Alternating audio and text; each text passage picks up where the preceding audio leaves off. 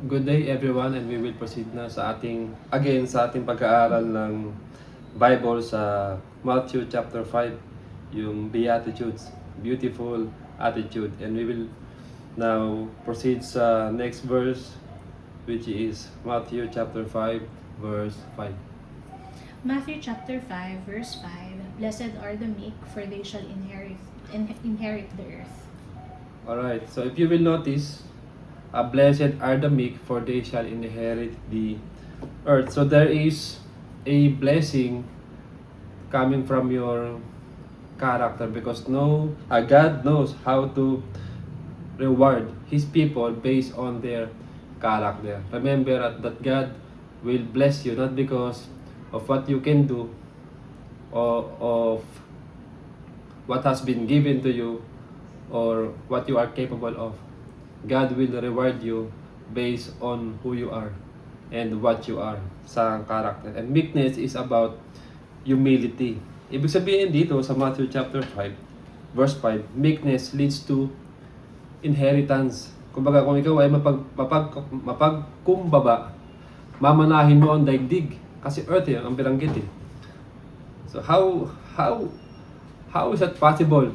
Na ang isang mapagpakumbabang Kristiyano mamanahin ang sanlibutan. Hindi ba dapat it is not the meek but the mighty, di ba?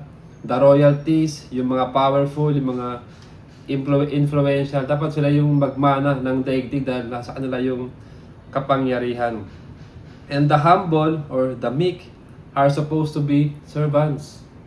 Tama, mga slaves, yung mga mapagkumbaba, yun yung mga dapat na nagtatrabaho, nagtitiis, nagsusumikap dahil yun yung fit sa kanilang character. And then yung inheritance, yung pagmana, patungkol din sa mga royalties eh.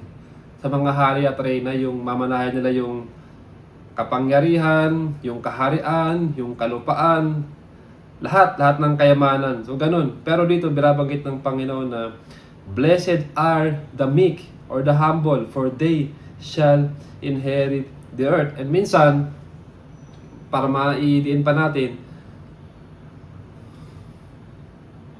ang inheritance kasi, pag nagmana ka, ibig sabihin, yung pinanggalingan mo, mayaman eh. Yung magulang mo, di ba, mayaman, o yung ninuno mo, mayaman, hindi, namatay sila, o mahina na, ipinasa na sa'yo para ingatan mo yung may iwan nilang kayamanan. At ang inheritance, hindi lang to lupa sa paso. Talagang ekta-ektare ito. May tawag doon, investment. Yung generating, no? Yung pumapaldo ka. Yun ang ano. And most of the time, passive income. Most of the time, the meek are poor. Karamihan ng mga humble, may hirap. And a nobody. Minsan ang karamihan ng mga mapagkumbaba, yung mga matiisin, yung mga inuulan yung kapakanan ng iba, yun yung mga hindi kilala. Yun yung mga walang mana. Karamihan sila yung mga nasa middle class o nasa mga mababa. May mga mapagkumbaba pero na mayaman, pero iilan lang sila. Dahil karamihan ng mga mayaman, normally, mayabang. Dahil naabot nila yung ganon. Hindi lahat, pero normally, karamihan ng mga mapagkumbaba nasa laylayan. Alright? And oftentimes, they are abused and neglected. Why? Mapagkumbaba nga eh. Ibig sabihin, hindi sila lumalaban pabalik. Dahil inuunan nila yung kapakanan ng iba. Ngayon, ito ang pinakamalaking tanong. How in the world the meek would inherit the earth? How would that be possible? Na mamanayan ng isang mapagkumbaba ang daigdig. Ako nga, humble. Example natin. Ako nagpapakumbaba na eh. Naaabuso pa rin eh. Ako nagbibigay na, nagpapalaya na, pero kumbaga nag-OT na nga, tiway pa. Di ba? Parang ganon. So, how is that possible? Na ang isang mapagkumbaba, mamanahin ng daigdig. Alright? And the answer again is found in the Bible. It is found in the Lord Jesus Christ. And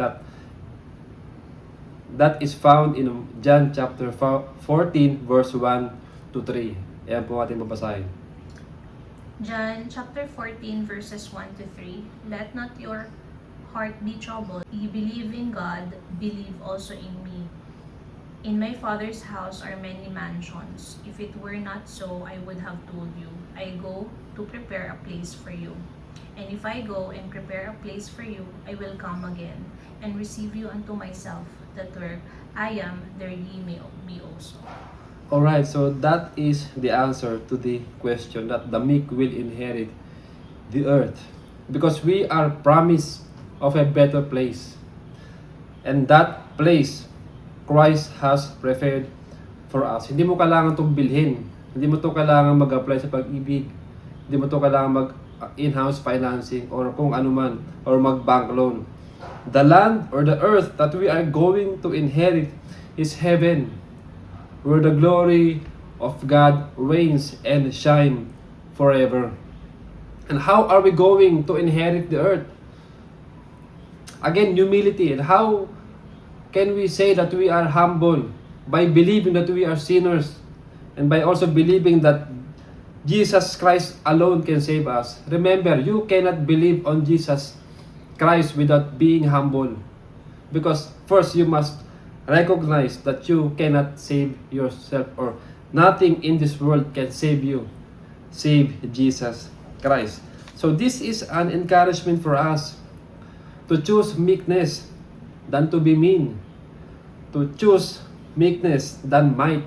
Because God is looking always at the heart. So it is always better to choose character than compromise. Maaaring hindi tayo pumaldo sa buhay na to. Maaaring hindi tayo maman.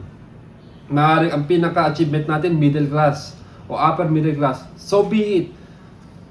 Pero para sa akin, o para sa mga totoong Kristiyano na seryoso sa kanilang pananampalataya, mas maganda yung buhay na ipinangako ng Diyos para sa atin. At yun yung mapapasa atin dahil sa ginawa ng Panginoon para sa atin. Hindi dahil sa ginawa natin. Again, there is no proud man in heaven. I want you to know this. I want you to realize this. Gusto ko na tumatakto sa kokote ng bawat isa. Walang mayabang sa langit. There is no proud man in heaven. All saints in heaven are meek, for they resemble the meekness of Christ. Alright? Because we did nothing for our salvation. And we did nothing. Everything is by grace. Everything is by grace, and everything is by faith, and everything is through the power of God. And we are not of this world, and we are not for this world. We are for the world to come. So, blessed are the meek, for they shall inherit the earth. So, that's where it ends yung ating pag-aaral ng Bible. So, if you have questions or clarity, tanong lang, comment. Again, this is our passion and our dedication to share the gospel to the world. So, if you have something to know more, just come with us, or we will come to you, and let's come together and let us study together the Bible and worship the Lord. God bless.